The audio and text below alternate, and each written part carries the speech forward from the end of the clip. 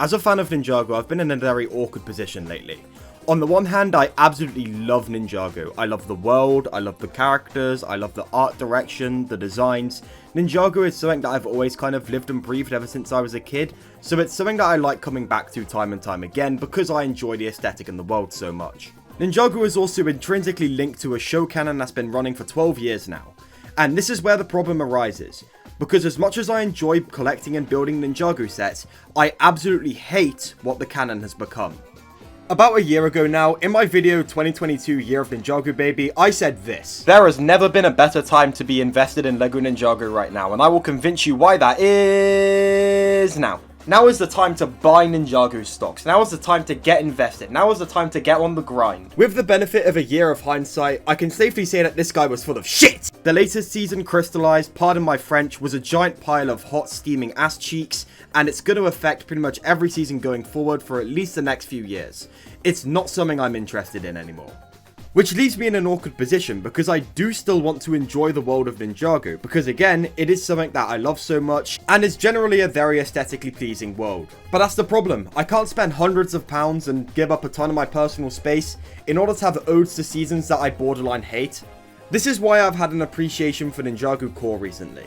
Ninjago Core is a LEGO Ninjago sub-theme that started last year after a pretty rocky start, but this year has been very good so far, spare for a few sets which I did find a bit disappointing. The appeal of this theme is its basic Ninjago sets that aren't linked to the established show canon, so that new fans can hop on, or just anyone who wants a quick bit of the Ninjago world can get a set, build it, and appreciate it for what it is. As someone who feels completely disillusioned with the Ninjago canon as is, and really doesn't want anything to do with it as of the time being, this is really appealing to me.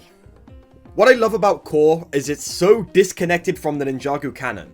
If you want to still engage with Ninjago, but want nothing to do with the giant dumpster fire that is the canon at the minute, then you're covered. Core has that niche covered. And that's why recently, I've been having an opinion change on Ninjago Core. I still do think that the first wave of Ninjago Core sets from 2022 and some of the subsequent sets like the Ninja Dojo Temple expansion and that awful 4+ Water Dragon are still some of the worst set content to ever come out of Ninjago as a brand. Don't worry, just because I didn't like Crystallized doesn't mean I'm suddenly going to switch up on these really bad sets. However, the important thing is that with the benefit of hindsight, we can see that Ninjago Core 2022, while mediocre as its own thing, was laying the groundwork for something so much better. Another thing also to consider is that yes, while Ninjago Core 2022 had some pretty mediocre sets like this one, and God forbid this one, there were also some very good ones. Like say recently I picked up Lloyd's Race Car Evo and I think this set is really fun. I never got the Ninja Nightcrawler, so it's nice to have a set that's very reminiscent of it so that I can use it as a stand-in. I really appreciate that about it. And also I really enjoy the minifigure selection here. The core Lloyd suit is one that's really grown on me, even though I do think it's a bit over-designed and that it does have too many colors. I still think that overall, you know what, in hindsight, this one pulls through. I love the little snake buggy that comes with it too. I think that's really fun about it. And just generally, it's a really fun set, which I appreciate a lot, especially after a giant string of Ninjago disappointments. Also, Zane's Evo mech is absolutely incredible. This is unironically one of my top 10 favorite Ninjago sets of all time. I think the Evo mech system is generally very smart and I really enjoy the new joints that they released for the core line of sets. I thought they were really dumb and restricted articulation at first, but when you actually have them in person, it's shocking how much articulation you can get with these pieces. And they do a great job at making mech building simple and easy to get into for beginners. I haven't gotten around to getting this one yet, but I also think the Dojo Temple is really sick, and I want to add it to my collection at some point before the set retires. I also kind of enjoy the villains. I think it is kind of bland how they just used the snake molds again from Season 11, which were already reused in Seabound, but I think these designs are really fun. I like how colourful they are in comparison to the more muted colours of the Pyro Vipers and the Mario Guards. I think these are really goofy and fun designs. My big problem with them though is that they didn't have a leader for their faction. So when you're playing with them with as you're a kid, there's nothing really to latch onto. It's just ninja are fighting snakes for some reason. Do they have a leader? Are they looking for something? We don't really know that. And while this hasn't really been addressed to some extent in the new core line, like we don't have a collectible still apart from these banners, which I really just don't think work, we do have a villain faction leader now. And as a result, the Bone Warriors feel a lot more believable as an actual villain faction. They don't need to obviously have super in-depth lore because that would kind of defeat the whole purpose of core, but I do think it is important to have stuff like a leader and a goal for kids to latch onto while playing and make their own stories around. I remember during the Ninjago 10-year documentary, Tommy Andreasen mentioned how a huge part of designing the Ninjago sets is having a collectible that like has value. For example, when you have a ninja and a skeleton fighting over a golden sword, you instantly know what's going on. You know the golden sword must be important, and you know the ninja wants it and the skeleton wants it. But with these new core sets, 2022 and 2023, you don't really have that, because again, banners just aren't as appealing of a collectible as a weapon. However, giving the villain faction of this line of sets an actual leader is the best thing to be doing. I think you need a leader for kids to kind of latch onto and show, okay, this is the big bad, and those are his minions. When you just have the minions, you're lacking a huge bit of context for kids to build stories around. And that's why I think the Bone King is a really cool minifigure. I also just generally love his design, his mint green face, like the robot skeleton face he has, he looks really cool. Another set I really like from this new wave of sets is Kai's Mech Rider Evo. Truthfully, I'm only halfway into it so far and I just have the Kai Evo mech built, but this might be my new favourite Evo mech. Zane's Evo mech is really cool, but this one has to take the cake for me. I love his fingers.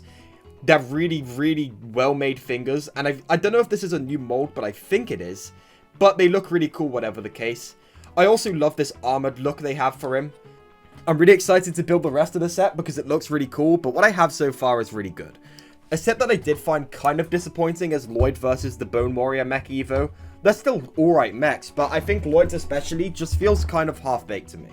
I feel like I'm going to probably modify this one a bit because it just doesn't really hit the kind of goals that I want for an Evo mech personally. I also think these big bulky feet look really weird, and they should stick with the sleek feet that they had on the Evo mechs from last year and on Kai's Mech Rider Evo. I haven't built it yet, but I think Nia's Water Dragon is really cool. I don't know if you can hear it in the mic because I'm holding it as I speak. Let me put this down. But yeah, I really like the color scheme on this set. The sand blue color, I think it's called, is really cool. And this dragon just generally looks really cute. I think this is what Evo dragons should be. Like, they still look somewhat imposing and majestic, but also have like a cute kind of smaller feel to them than the bigger, more detailed dragons. I think this is a really good middle ground. Also, I love this Bone Warrior spider guy. This is really fun. But if you're in the market for a giant, no compromises, piss off dragon, you also are covered. Introducing Zane's Ice Dragon creature. I don't know why they had to specify it's a creature, but this set is really cool. It's giant, it's imposing, it's got a really nice range of colors on it that all feel cohesive. It's got a really solid minifigure selection, and I'm too cheap to buy it. I would maybe buy this if not for the fact that, and I know this is a bit of a stupid reason not to, I have the Ice Castle from Season 11 that has an Ice Dragon, and what you need to consider is that I only have so much space and I only have so much money. I need to be decisive with what I buy. So when I already have one giant Ice Dragon, I don't know if another is something I really need. However, if you're interested in this set, I'd say definitely shoot for it. I don't have in-person experience of it, but those images look too cool to pass up if you're in a position where you really, really want it. If you want something that's kind of in the middle of these two dragons though, I'd get Cole's Earth Dragon Evo. I haven't picked this one up yet, I'm considering getting it, but it is a very good set.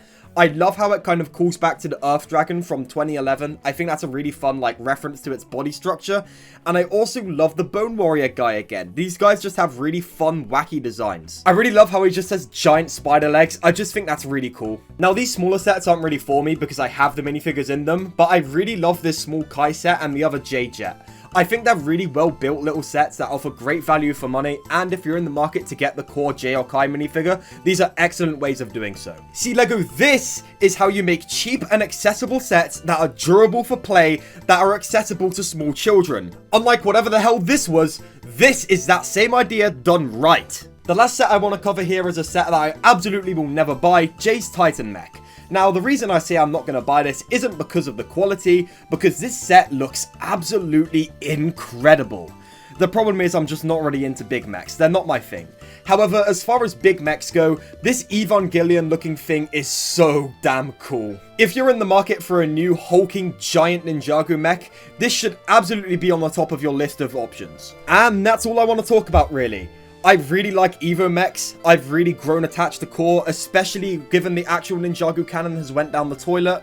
I think Ninjago Core has a bright future, and it's one that I hope lasts as long as possible, because I really enjoy collecting and talking about this little sub-theme of now. Even though the modern mainline Ninjago is really bad, it's nice to have this little corner of Ninjago that I can go back to and get some enjoyment out of still. So with discussion of 2023 Ninjago starting to ramp up, what with those obviously fake set names releasing, my opinion is kind of just like, you can have it.